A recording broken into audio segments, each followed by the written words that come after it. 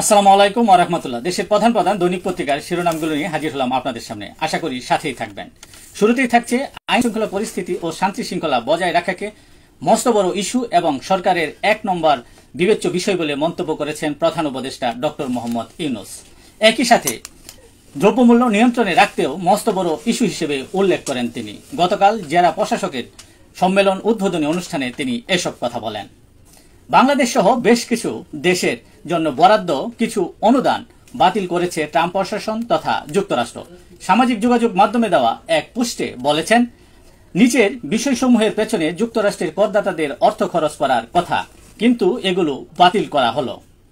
গতকাল ওমানে পররাষ্ট্র উপদেষ্টা মোহাম্মদ তৌহিদ হোসেন ও ভারতের পররাষ্ট্রমন্ত্রী এস জয়শঙ্কর বৈঠকে দ্বিপাক্ষিক সম্পর্কের চ্যালেঞ্জ মোকাবেলায় একসঙ্গে কাজ করার কথা গুরুত্ব আরোপ করেছেন। আজ শুরু হচ্ছে বিজেপি ও বিএসএফ সীমান্ত সম্মেলন। সীমান্তে ভারতের বেড়া নির্মাণ, বেসামরিকদের উপর হামলার মতো বিষয়গুলো গুরুত্ব পাবে দিল্লির এই বৈঠকে। শেষ হলো সাতপন্থীদের বিশ্ব ইজতেমা, আখিরি মোনাজাতে দেশ ও জাতির কল্যাণ কামনা। মিটারে সিএনজি চালিত অটোরিকশা না চালানোর দাবিতে গতকাল রাজধানীর বিভিন্ন সড়কে অবরোধ করেন চালকরা। এতে যানজট ও জনদুর্ভোগ পোহাতে হয় নগরবাসীকে। সিএনজি অটোরিকশা ৫০,০০০ টাকা জরিমানার সিদ্ধান্ত বাতিল করা হলে তারা অবরোধ তুলে নেন। নিয়োগ বাতিল হওয়া প্রাথমিক শিক্ষকদের পদযাত্রায় পুলিশ টিয়ার সেল ও জলকামান নিক্ষেপ করে ছত্রভঙ্গ করে দেয় আন্দোলনকারীদের।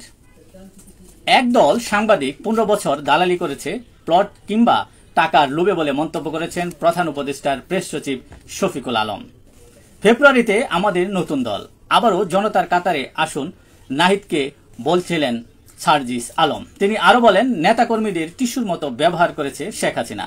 নির্বাচন ঘিরে ক্ষমতার অপব্যবহার করলে আবারও গণবিপ্লব হবে বলে তিনি মন্তব্য করেন।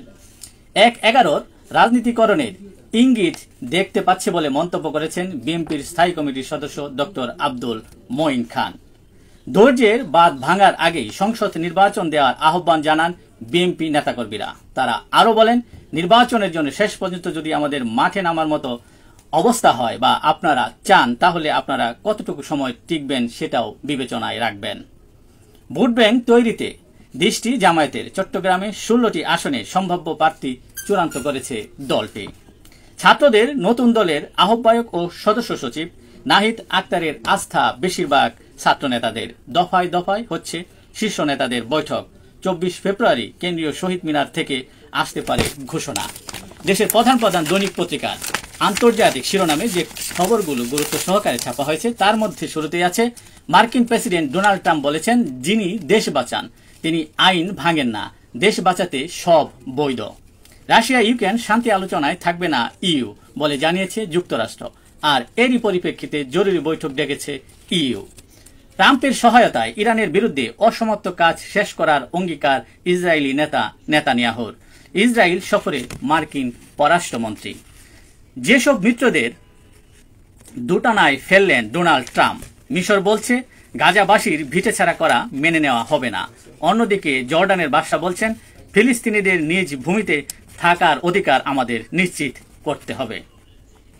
হোয়াইট হাউসে বৈঠক হয় ডোনাল্ড ট্রাম্প এবং জর্ডানের বাদশা আবদুল্লাহর। জার্মানির বার্লিনে সাধারণ নির্বাচন প্রাক্কালে চরম রক্ষণশীল ডানপন্থী রাজনৈতিক দলগুলোর পক্ষে বিক্ষোভ করে হাজারো জনতা। এই ছিল দেশের প্রধান প্রধান দৈনিক পত্রিকার শিরোনামে উঠে আসা শীর্ষ সংবাদ, যা নিয়ে এতক্ষণ আপনাদের মাঝে উপস্থিত ছিলাম। আশা করি আপনাদের ভালোই লেগেছে। সার্বিক খবরের বিবেচনায় যদি আপনাদের কোনো অভিমত, অভিব্যক্তি, সমালোচনা কিংবা পরামর্শ থেকে থাকে তাহলে অবশ্যই কমেন্টসে জানাবেন। আপনাদের কমেন্টসের প্রত্যাশায় আজকের মতো এখানে বিদায় নিচ্ছি। আবারও দেখা হবে আগামীকাল